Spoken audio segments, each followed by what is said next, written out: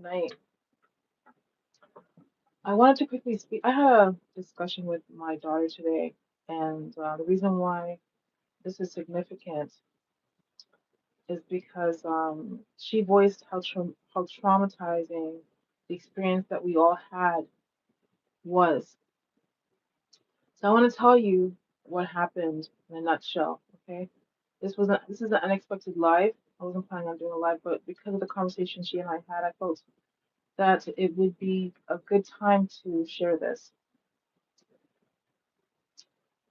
This particular the children's father, the last two children's father, was a liar and a manipulator. So I met him at a job that I didn't really want to take, and that's a whole other story. And he was being kicked out of his house. We were both working security, and I don't know what, and I had already become a believer at this point. I had already had an encounter with the Holy Spirit, and I was just feeling like I need to save everybody. So this security job is something that I shouldn't have taken because it was putting me in a position where I would be encountering a lot of dark entities because it was in a club and it was a part of a summer festival that you usually have called Caravana. I don't know if you any of you know about Caravana, but it's like a of West Indian or Caribbean festival that people have all every year around, depending on what city you're in. They have it in Miami, they have it in Trinidad, they have it in Jamaica, they have it in Toronto. So, I was working this job and had an encounter with the Holy Spirit. Nothing to do with the church, just I had an encounter with the Holy Spirit. So this is a job I did just to make extra money. I was working in the school board, so I was off in the summer. So I met this gentleman. He needed a place to stay, so I said he could stay at my place for 2 weeks, and he said two to be fine, and then he'd find somewhere else to be. Well, he cut a key to my place, he cut a key to my car, and it ends up that he forcibly stayed in my home for longer than he was supposed to. And the reason why I say forcible, people was let's say maybe you should call the police. There's a lot of reasons why I didn't do call the police. Um, he really didn't find somewhere to stay after the 2 weeks. So I had compassion and I continued to go to work while I don't know what he did in the daytime. Anyway, long story short, it ended up being a situationship, right? And this is how my last two children were came to be. And he had lied about his age. He had said that he was a little bit younger than me, but his behavior just told me that something wasn't right. So I went through his pockets and I found out that he was I'd say about, was it 8 years younger than me or 9 years younger than me? I was totally upset. Like, I could not believe it because I was a professional working at the school board. He claimed to be a professional working at some kind of, I can't remember if it was carpentry or something he had claimed. And he voiced that the reason why he lied is that I would have never given him the time of day if he would have been honest and told me the truth, which is true. But that's my choice, right? So I went to my mom and I told her what happened, and she said, "Who cares? Who cares? As long as he is hardworking and is a provider." Now I can't imagine how that's good advice. Now that I think about it, but the whole situation was just so upside down, and this goes to show you it's a reflection of where I was at that time, like mentally, like how I was thinking about myself and what I deserved at this point. Anyway, um, he was abusive. He was abusive. He claimed he wanted to be a house husband. So he wanted me to continue to go to work while he stayed home. That's not something that I wanted. He went off to Edmonton, which is, they had the oil sands at the time. I encouraged it because he needed some kind of like certificate, something to do for a living, and he didn't have his high school. A lot of things were just not aligned with me. Anyway, I encouraged him to go, and because he had been very abusive, and I didn't want the children to see this. So I spent a lot of my time at that time trying to trying to cover up the fact that he was this way. But at some point, when he came back from the oil sands a couple of years later, he used to come and go. But at one point when he came back, he had this arrogance about him, and I felt that it was the children were old enough to see what was going on, so I changed the lock on the door for the safety of the children and myself because I didn't know what he would do. There was a couple times before this that um he had been so aggressive. He had knives laying around the house, and I had called the police to ask that he be removed for the children's sake at least, and for mine. Anyway, bottom line is that he was abusive, and I felt he was a danger to the children and myself. Uh, okay, so at some point, for whatever reason, the child support from the court that was in the court, not from him because I never went to court with him, but child support for the first two children just stopped coming in, and I could not understand why. Like that wasn't even a lot. It was when we were young, and they had since then changed jobs and were making much more money. So really, it wasn't a lot to pay. So I couldn't figure out why the child support had stopped. But I didn't have time to go through the process of trying to figure it out. So I had to get myself together. School was starting in September and go back to work. And just trying to scramble to figure out how I was going to pay my mortgage because I had a mortgage to pay. Um, anyway, eventually, long story short, again, the house was I was taken out of the house. And the children were taken out of the house too, but not just. But I don't know who these people were. I had left to do something, and I can't remember how it went down. It's such a blur. But I was in a police car, and I think it was a Friday night. Saturday morning, when courts are closed, I was taken to the courthouse, and I was forced to say that I would not go back to the house again. So these are two situations that I don't know, judicially speaking, I don't know how they came to be. The paperwork with the court with the support, I don't know how that got stopped or what happened there. And then going to court on a Saturday.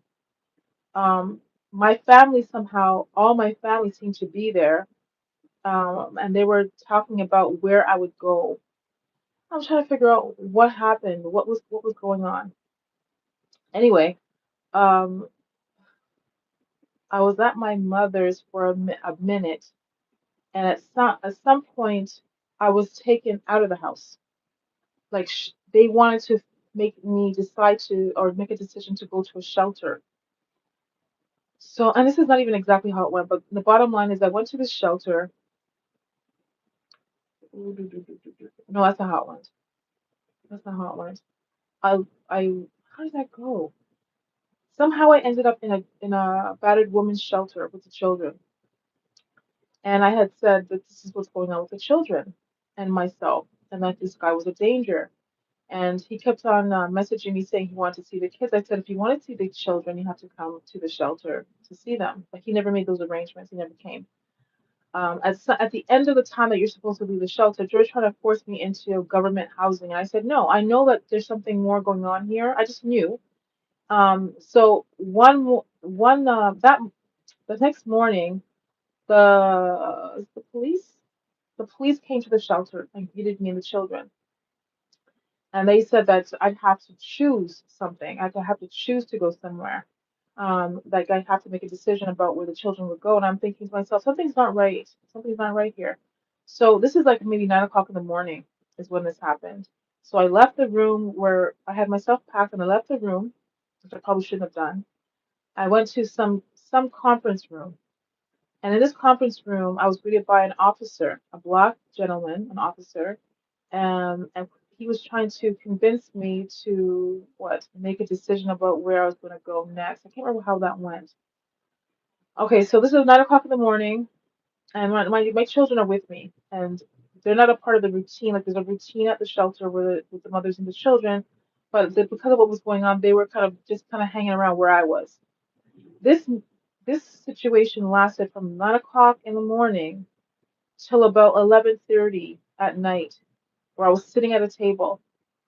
If the situation was that I had to make a decision, I'm sure that the officer would have put me somewhere. I'm missing bits and pieces here. At some point, I think maybe about 6 o'clock or 7 o'clock at night, they had called Children's Aid, CP, CPS. Children's Aid. They called Children's Aid, and the Children's Aid people, the person came in. So there's two gentlemen here, a black officer and a white Children's Aid worker. I don't know why I felt that it was necessary to say that, but I just feel as though it just seemed important to share that, just based on the dynamic. Anyway, they both sat there and they were so they're trying to be kind and they're trying to say, you know, you need to make a decision to put the children somewhere, and the children's father is willing to take them. And I thought to myself, this man is a danger. He was a danger to me. He was a danger to the children. But they were exhausted and I was exhausted. So at this point, it was basically for them. And I remember I think one of the officers said, baby steps. I remember him saying baby steps. Anyway, they got me to relinquish the children to someone who took the children to the father. And I don't know what happened to them. All I know is that this was the youngest was, I think she was 6 or 4. She was 4 years old, and the other one was 6. So they were young. Is it 6 and 7? Or is it 6 and 8? I think. Is that right? I can't remember. All I know is that they were very young, and I only what they did was they put the children with the father, and they had me. They put me in some very like in a shelter. They took the police car, took me to a shelter, just dropped me off. Mind you, this is after 12 now. This is already like everyone that's at the shelter is already sleeping or whatever.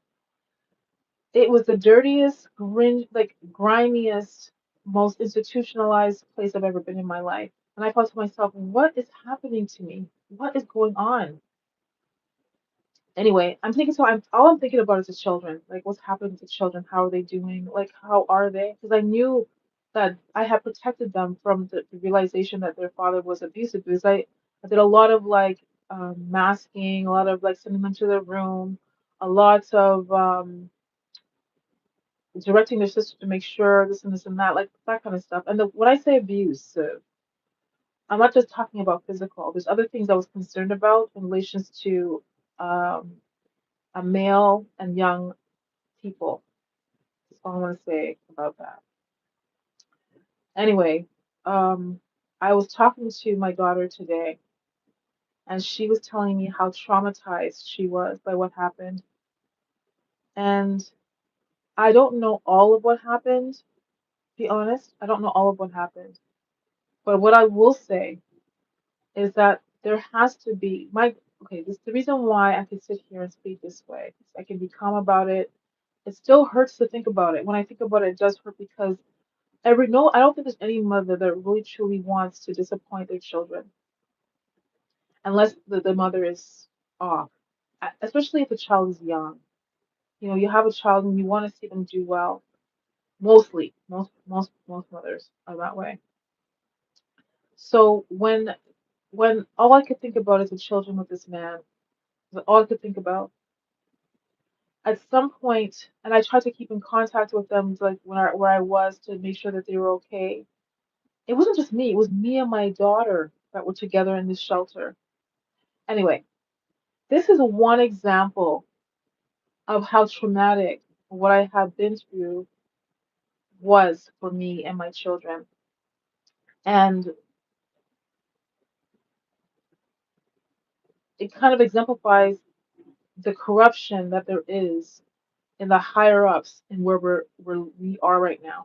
Like there's something wrong if you put children in the without a judicial process, put children in the care of a person who's visibly unhealthy for children. And that's exactly what happened with us. And I felt today, I felt like I didn't want, I wanted her to be strong because I believe that God has a purpose and a plan for everything that happens to us. Nothing's by chance. And sometimes, even as young as my daughters were, sometimes He will use a young life to deal with unjust people. Good night, good night. Well, if I can't imagine that. I used to work for CES. That's the funny part. I used to work for them. And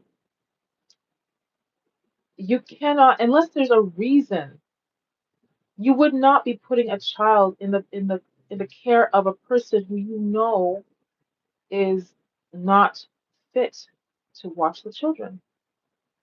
And there was like already a court order that I had legal guardianship of the children, and because he didn't show up at the court, and I had tried to serve him, I gave him paperwork all this time. He didn't want to come. So fast forward, um, I was thinking to myself, this is something's not right. This doesn't make any sense because there's a lot of hints being dropped about the children on looking out for themselves, not having like the means to even have personal hygiene stuff. Like it was just when I say personal hygiene stuff, they were with him long enough that they changed from being young to young adults without me being there. So there's no one to kind of talk to them about how the body changes, what to look for. They did that all on their own. They had no one to talk to them about that. Everyone who was involved, my family, him, probably his family, and I'm not too sure of what kind of friends he has. Friends that I had were involved in this whole thing. And she really showed me how traumatic this really was. And this is not to draw attention to the situation. What this is supposed to do is draw attention to the something that's happening behind the scenes that is not okay. There's something going on behind the scenes in positions of authority that is not okay. There's something going on in positions of authority where decisions are made without people's consent. And I don't know how it's happening, but all I know is that God is dealing with it. God is going to expose it. It is not okay I mean, if that's the case, if you're saying that someone just said children, CAS does that all the time. I used to work for them, and I know for sure that when I was working for them, I was always encouraged to when they deemed a family unfit to have their child, there was a process. It didn't just happen overnight. There was a process for it, and the family had a chance to fight, right? And once the decision was made, they did everything in their power to make sure it stuck. Hi, blessings. Um, so the reason why I'm doing this is because I talked to her and I feel as though nothing's by chance. Everything happens for a reason, but I feel as though something very dark and sinister had happened to them that they didn't share, that they weren't able to talk about and feel afraid to talk about with me right now. Shalom. And my heart breaks because they feel, because of the position I was put in, even now, right now, I'm doing this, I'm continuing to do my channel because the Lord has led me to do this. He's led me to do this so that you can see how much power and how much authority He has. That in spite of what you might be going through, He will vindicate. He He's a just God. He's a loving God. He's a powerful God. He's an omnipotent, all knowing, all powerful God. And I really believe this is the reason why He had me make this channel and continue to post. Because if you look back at the videos I've done, you can see the trauma based on the warfare and the witchcraft that I had to endure.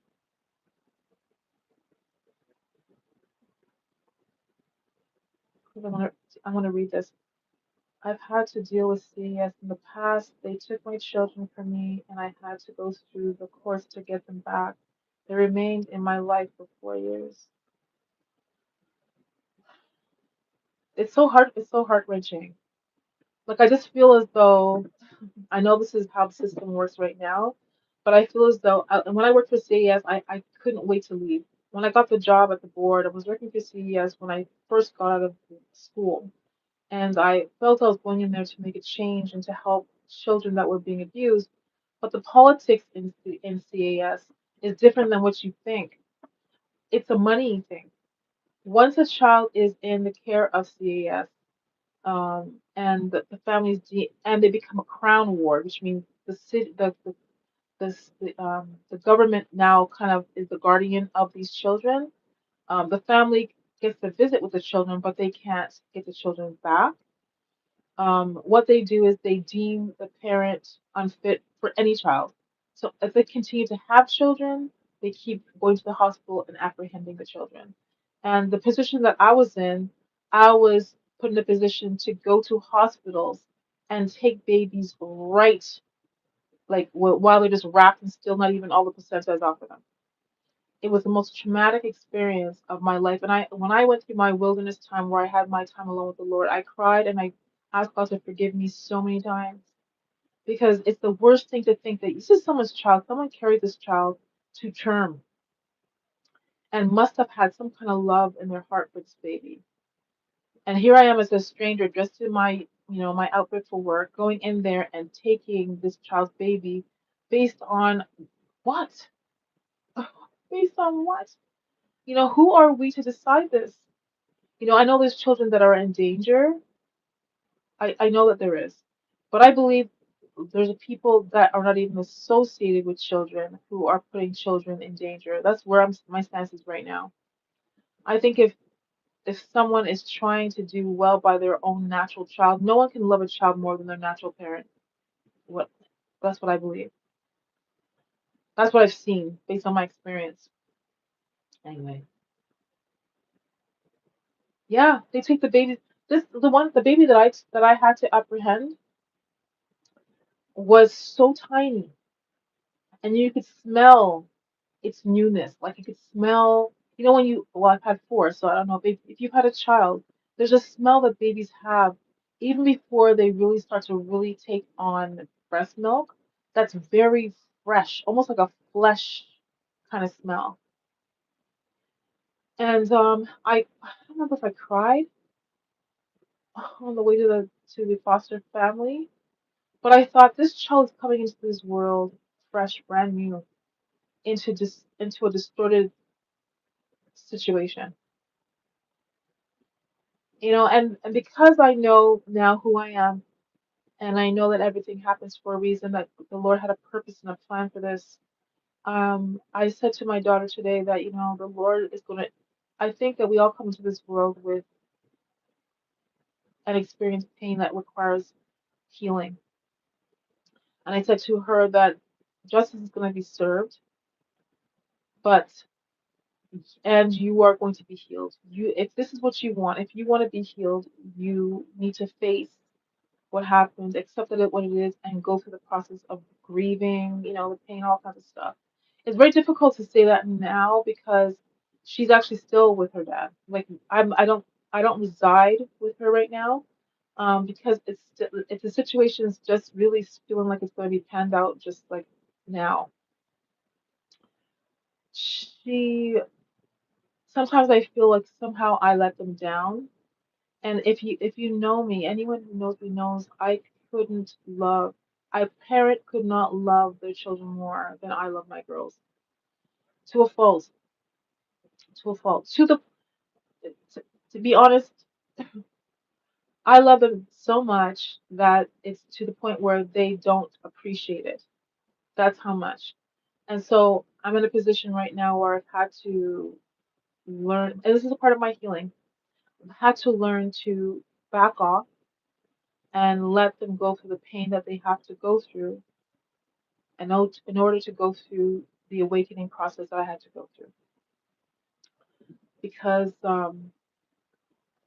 It's not my job to save them. It's not my job to save anybody. I think I spent my whole life trying to make sure that other people didn't go through the pain that I went through, inflicting continual and consistent pain on myself.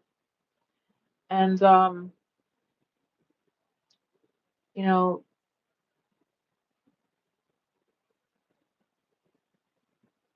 I'm saddened. I'm saddened by the fact that there's people that are supposed to be blood to me, people who are supposed to care. The idea, okay, the Western culture idea about family is that if you have a mom and a dad, they're gonna have children and they're gonna automatically love the children. And they're gonna have siblings and they're gonna have the siblings are gonna love each other. They may have fights, but they're gonna love each other.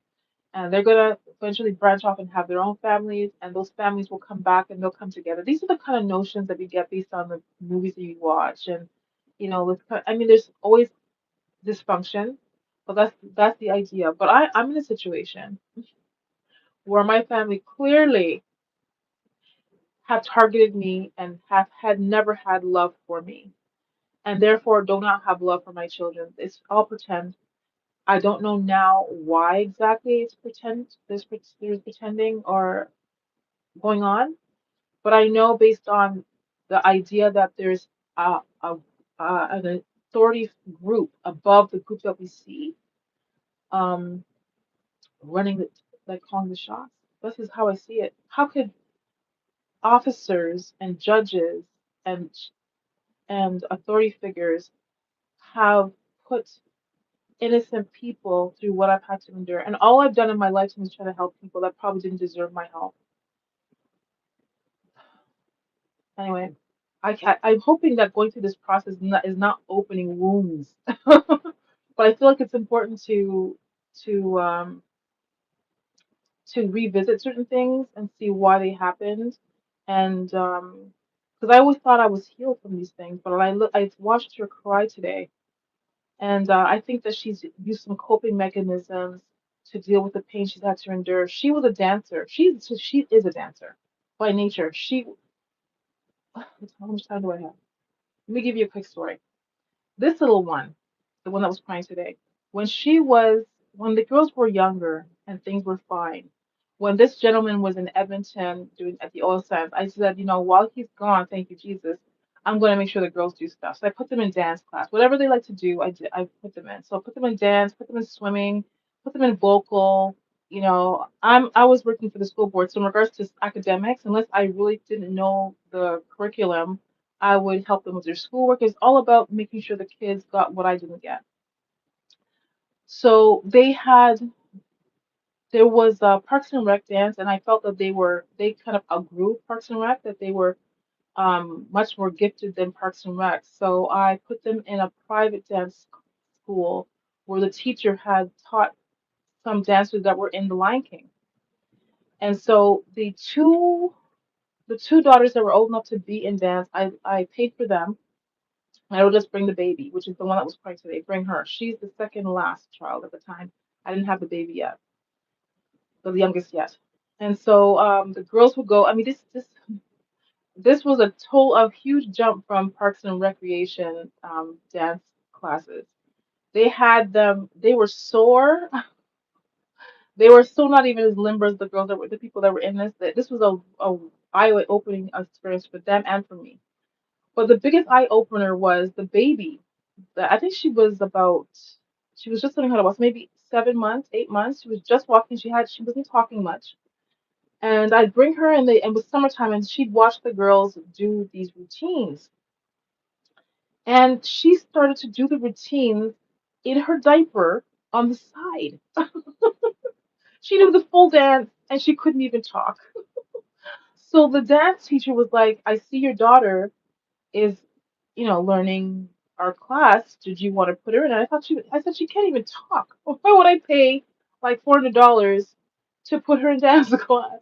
The point is that this daughter is so gifted. She can sing, she can dance, she can sing and she can dance. But when she got taken away from me and put in the care of her father told her, "You're not a dancer." And he clearly knew she was. He told her that she's not a dancer. And she might see this and be upset with me, but it's okay. She has used something to pacify her pain. And once she got a job to make her own money, it made it even worse.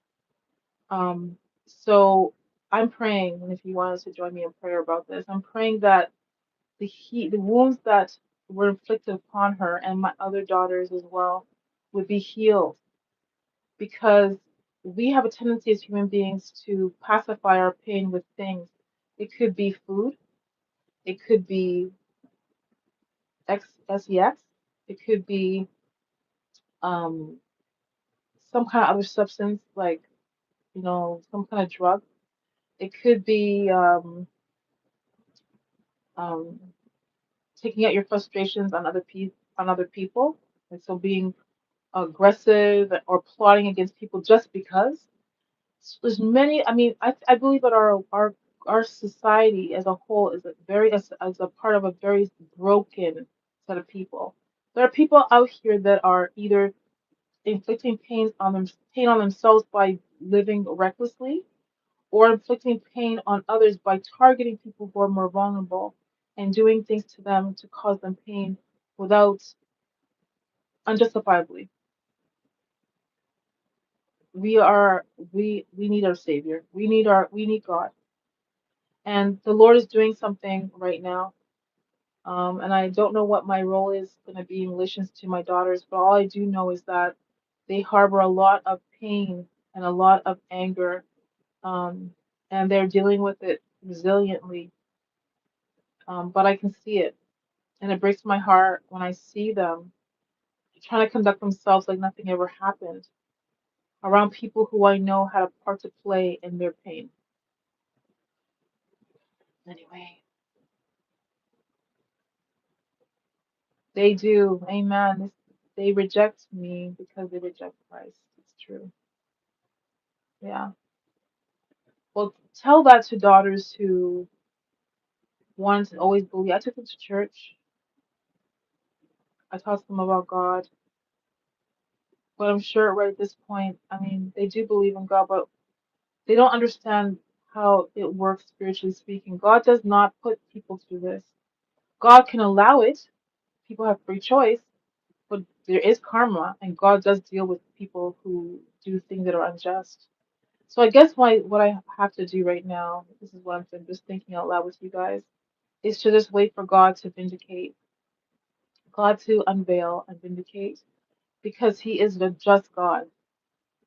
I used to always say that there's always someone in a group that has a conscience. You can't have a group of like a certain number of people where one person's not going to say, "Wait a minute, this is not right." So I'm praying that the girls can endure, because I know God's going to do something. I know He is doing something. Well, that the girls can endure until the Lord does what He needs to do in situations, right? There's so much going on in my life right now that I don't understand. Um, all I know is that I did the best I could with my girls, but I made choices that were not the best choices based on my brokenness. And I was a broken person. And it doesn't even feel that long ago, but I'm such a different person right now.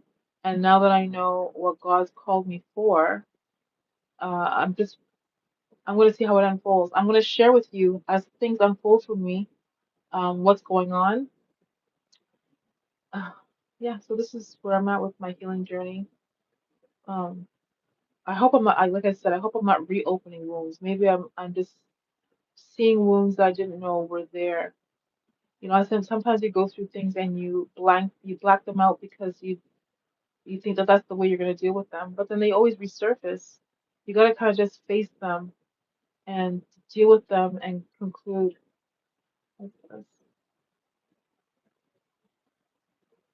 Oh, I have to read this. Yes, this world and the lies of success, money, possessions, and having a good time is a stronghold on many. You truly have to pray, give family members to the Lord, and move on. You're absolutely right. You're absolutely right. Um, but the thing is though, these that's not there's no the thing is though, that's true. My heart still is aching for my daughter. It's not my situation. It's not what happened to me that's really making me feel this way. It's what's happened to my daughters that's breaking my heart. Is really what it is.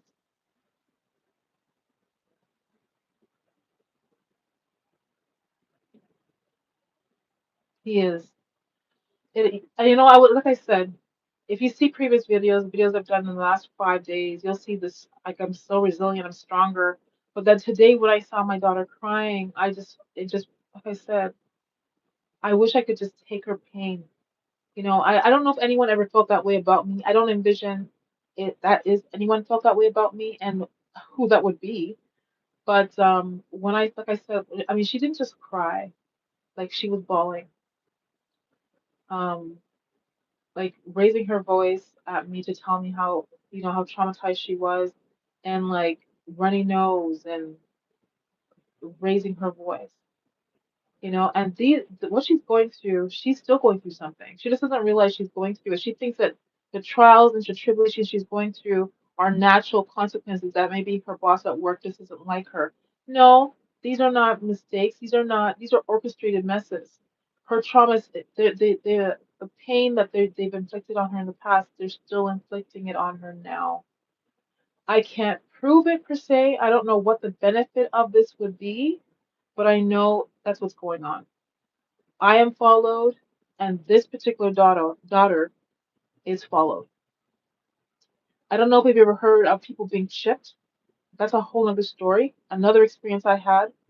Um, there's a lot of I'm gonna say there's a lot of things going on that happen in the hospitals. Oops, sorry. A lot of things that happen in the hospitals with me that are not right and don't make sense. That's all I'm gonna say about that. I'll do another video about that another time, but I just wanted to share that with you. Like I said, it's not about me. It's I can't watch my daughter cry like that and not think that it just I wish it was something that I could have done.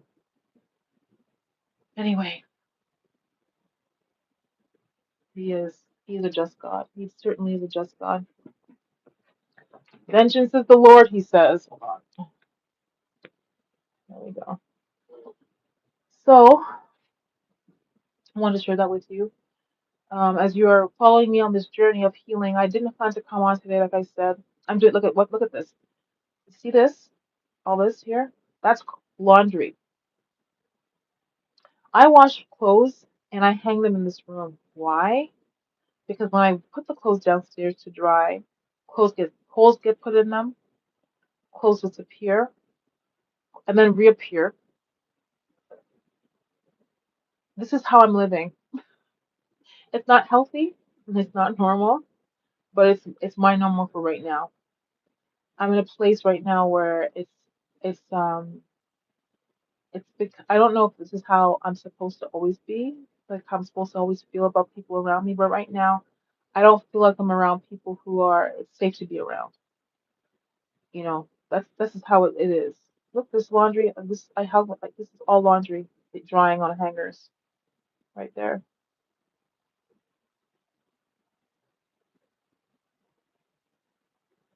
Sounds like she's going through deep, yeah, deep inner hurt that she's going through. It's going to take some time, understanding, and prayer. I believe she will eventually be okay. Yeah, I believe she'll be okay too. But the problem I have with her right now is that she's dealing with it with with things. So she, you know, like let's just say let me use me an example. I love when I was working for the board, I used to love like I love clothes still, but I used to love shoes, like designer shoes. I used to always wear heels. And I had a closet full of shoes that they could wear because we're all almost the same height, so they could go in my closet and get shoes out. Now, there's a time where you have enough shoes, right? And you have to decide, you know, like what okay, so am I buying shoes because I need to have footwear, or am I buying shoes because I just like to have shoes? And what is the purpose? What hole or void is this filling, right? People do this with alcohol. People do this with food. I won't tell you what I think her thing is because there's a few that I believe is going on, but she's not the only one. You know, like I said, she is going to be okay because she's my daughter and I'm praying for her.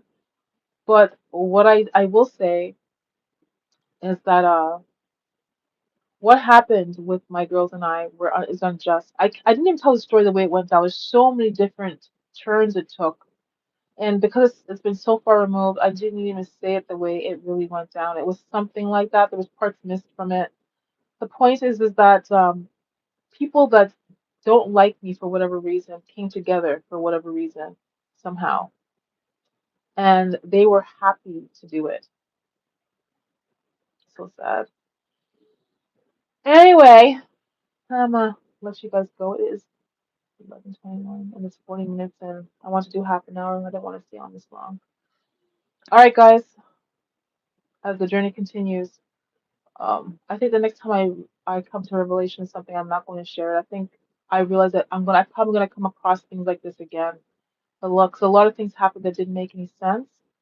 Um, and I think as I come across these things, it's going to open up wounds, or it's going to unveil things that need to be faced.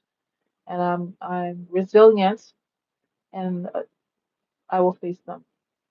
You know, pray for me as I pray for you. I appreciate your support. I know it is 11:30. God, it's late. And I'm not driving anyone tomorrow morning, so I'm going to take the opportunity to really try and sleep in. Melatonin. My daughter suggested that for me, so I'm going to take melatonin tonight. It's supposed to help with sleeping because I really need to get some really like some hardcore REM, which is deep sleep. That's where you get your repair done. I just need some sleep. I need some proper sleep. A lot of getting up at 3 o'clock in the morning to drive people is what's been going on. Anyway, guys, I appreciate your support. Remember, you're made marvelously. You're not a mistake. You are a special generation of people. The Lord foreknew you. You are here for a reason. You have a purpose. All right, guys. Until next time, be blessed.